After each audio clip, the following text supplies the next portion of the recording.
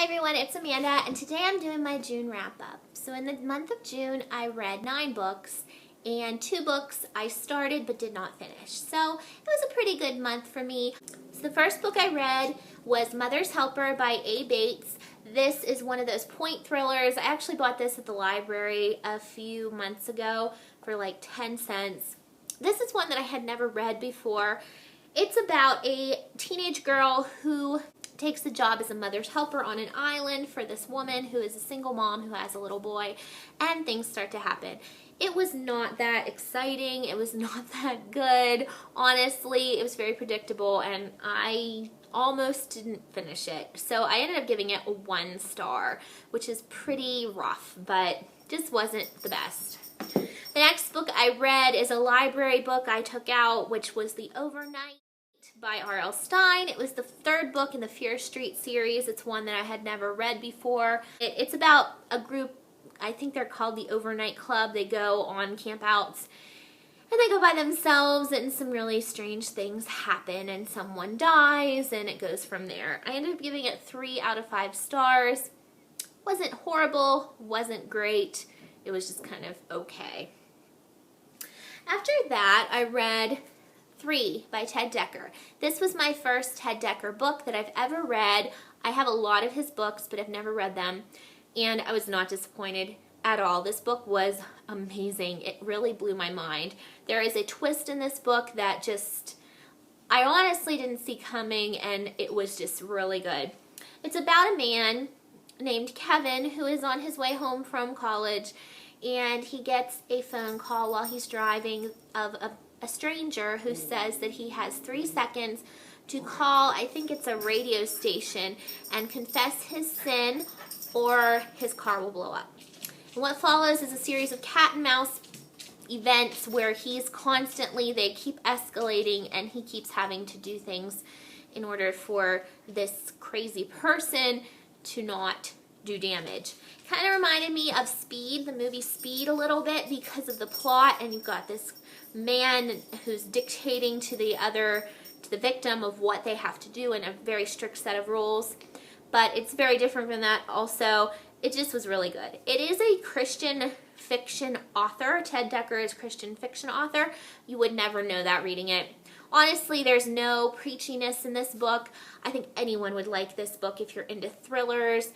There is a lot of talk about good and evil and how everyone has good and evil in them, and I truly believe that, and I just felt like it was really good. Next, I read The Store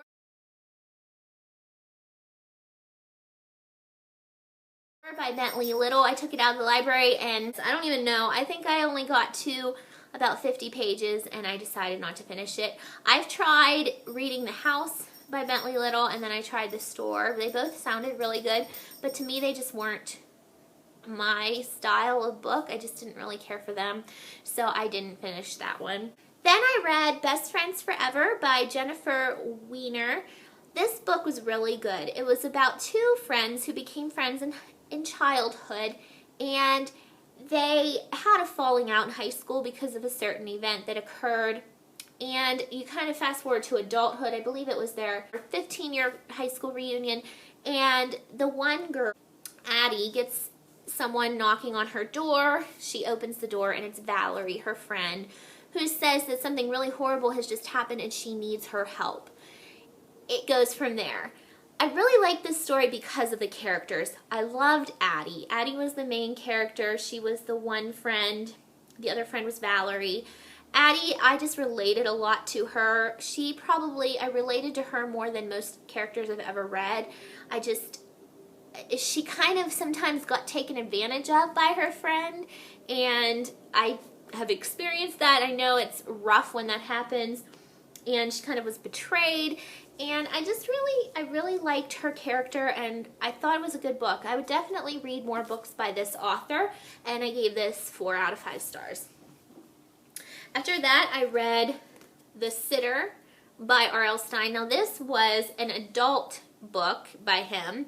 I'd never read any books that were geared towards adults, and I was really excited to read it because of that. It was pretty good. It was about this girl who is in her 20s who takes a job. It's kind of like mother's helper in a way, because she takes a job as a nanny in the Hamptons for this very wealthy couple. And the little boy, the 4-year-old boy, is really strange. He doesn't really speak. He always kind of looks afraid, and things kind of go from there. I liked this book, but what's funny is I only finished it a couple weeks ago, and I don't really remember a lot about it. It wasn't that memorable, but it was a lot like reading a Fear Street book, except there was swearing and alcohol and sexual scenes. That's pretty much the only difference between this and any of the other R.L. Stine books I've read. I liked that because I like that style, but it wasn't real deep. I ended up giving it 3 out of 5 stars. I read RV There Yet by Diane Hunt. My son thinks that's the funniest name of a book, and he's right, it is a great name. It is about a group of women, 3 women who are friends. They met as friends in summer camp, and they're now in their 50s, and they are going on a road trip in a Winnebago to their old summer camp to help restore it and so it can open again. I like this book.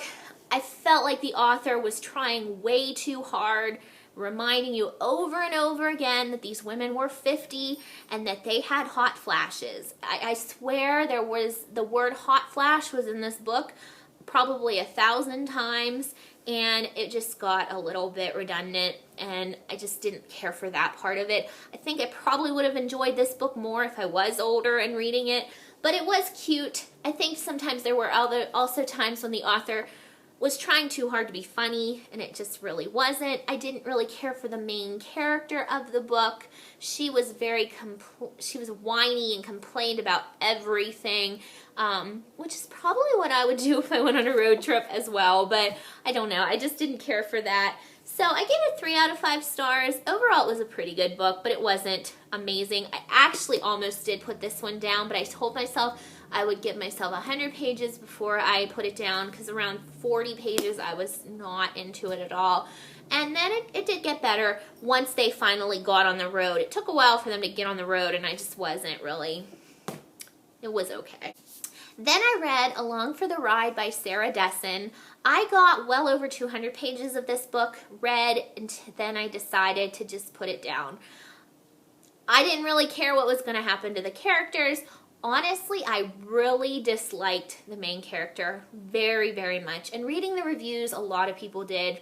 She was a teenage girl who was raised by 2 parents who were very intelligent and didn't really feel like there was room in a child's life for playing and fun. It was more about learning and gaining knowledge. Pink, that was one of my things I just didn't like. The mother was very anti-pink, and anybody that likes pink is just ridiculous, and kind of almost hinted to the fact that they were stupid if they liked pink.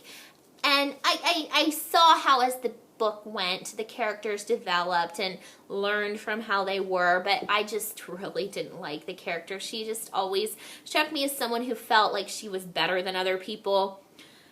The romance didn't really interest me. I think because I'm in my 30s and reading a book geared towards teenagers, that might be a big problem. I really sympathized with the stepmother in this book. Auden, the main character, goes to live before college with her dad and her stepmother. Her parents are divorced, and her stepmother just had a new baby, and so she's living with them in the summer, and they live near the beach.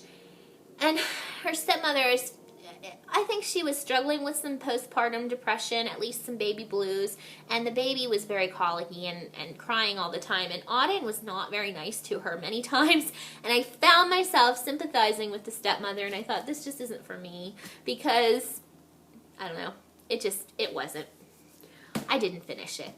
Anyway, after that, I read After Midnight by Richard Laymon, and this book was definitely a Richard Laymon book. If you've ever read his books, it has all that stuff in it that his books have. There's a lot of gore.